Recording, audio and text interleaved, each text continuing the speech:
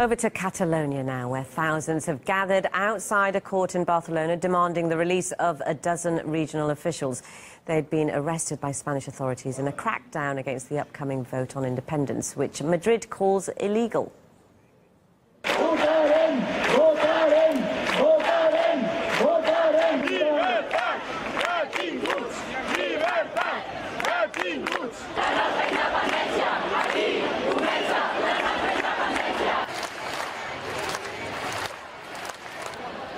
Protesters chanted pro-referendum and pro-independence slogans. The vote on whether Catalonia should stay part of Spain is set for October the 1st.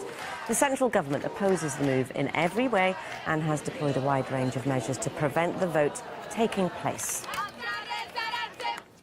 In the latest move, daily fines of up to €12,000 have been imposed by Spain's Constituent Court on top Catalan officials for every day they continue organising the referendum. It means officials will have to pay at least €60,000 in total if they refuse to back down before the vote on October the 1st. We heard differing opinion on the issue from a political analyst from Madrid and a pro-independence activist from Barcelona. This referendum, it's illegal, it's against the law. The approbation of the regional law that is suspended by the highest court in Spain, it was that approbation, which was the only of the half of the regional parliament. Self-determination, democracy is legal. We have voted with an absolute majority of the members of our parliament, and if they have a problem with democracy, they will have to justify it to international community, because it's madness.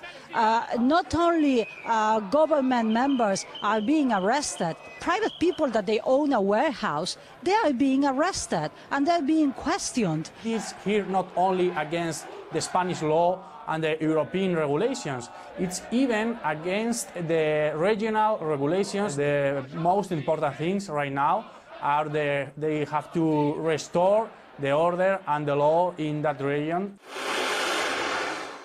We're not going to step back. We will talk with all the international community with which we already have thousands of treaties. The main place that they are selling the things and their business is the rest of the country.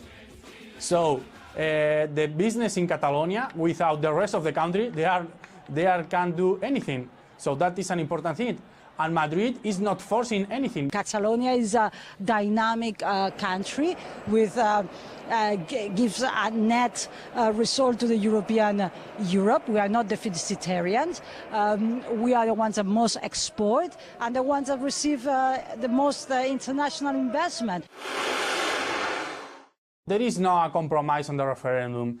They have to drop that idea and to leave the referendum back, because that referendum is not going anywhere. Catalonia is a nation. It was occupied 300 years ago. They did an illegality when they occupied us, and we are just correcting, we're just amending that mistake. It's little surprise Catalonia's bid for freedom has the backing of a number of other regions in Europe where talk of secession is strong, one of which is Scotland. I think is of concern anywhere is for a state to seek to deny the right of a people to democratically express their will. The right of self-determination is an important international principle, and I hope very much that it will be respected in Catalonia and everywhere else. Today's event is a chance for Glaswegians to stand with the people of Catalonia and stand with them on the basis of fundamental democratic rights. We believe that whatever your views are on Catalonian independence, the Catalonian people themselves should be the ones who have the right to choose the future course of their own country. I feel very proud and as well very moved to see Scottish people, especially Glaswegian people. I've been living in Glasgow now for a year, to see that they demonstrate in favour of the Catalan process that we're living, that we shall have a referendum, we will have a referendum, and that we will vote. And so yeah, I'm very moved to seeing that.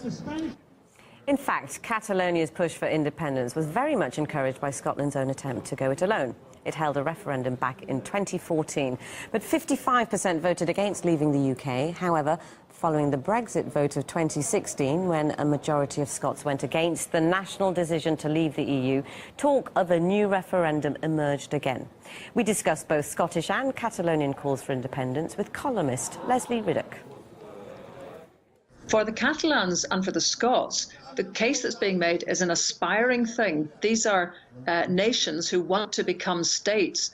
Now you tend to think as an onlooker, what else can the Catalans do if their attempt to even have a vote is resulting in such heavy-handed approaches? So it looks like it will be, in practical terms, it may be impossible to hold. But the question is, what next?